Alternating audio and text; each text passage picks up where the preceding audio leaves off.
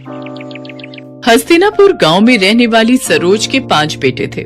उसका पति जगदीश पेशे से एक कपड़ा व्यापारी था। कुछ वर्षों पहले जगदीश का स्वर्गवास हो गया था।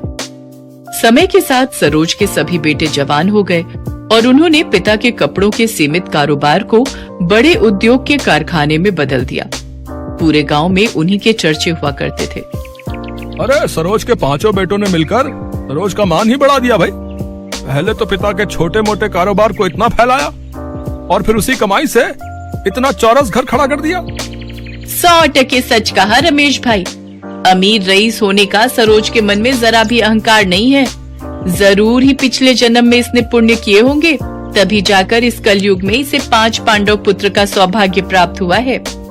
सरोज के प्रति गांव वालों के मन में काफी इज्जत थी। पैसे वाली होने के बावजूद भी उसके अंदर बिल्कुल घमंड नहीं था। अरे मेरे 5 पांडु, यहाँ पर आओ। माँ, कारखाने पर जाने के लिए देरी हो रही है, शाम को बात हो सकती है। कामकाज के प्रति क्या इतना मशरूफ हो गए हो तुम लोग, जो पल भर के लिए अपनी माँ के पास नहीं बैठ सकते?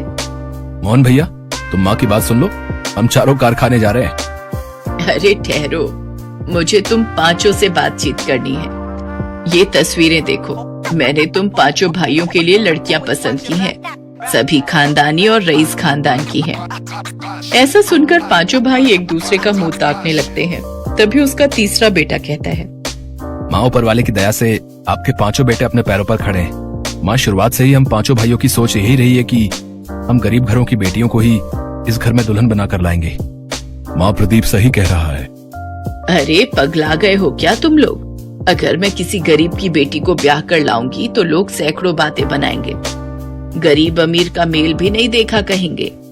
माँ, आपको जमाने की पड़ी है, बल्कि ये सोचो कि किसी गरीब की बेटी का हाथ थामने से किसी गरीब पिता को साहूकार का कर्जदार नहीं होना पड़ेगा। सरोज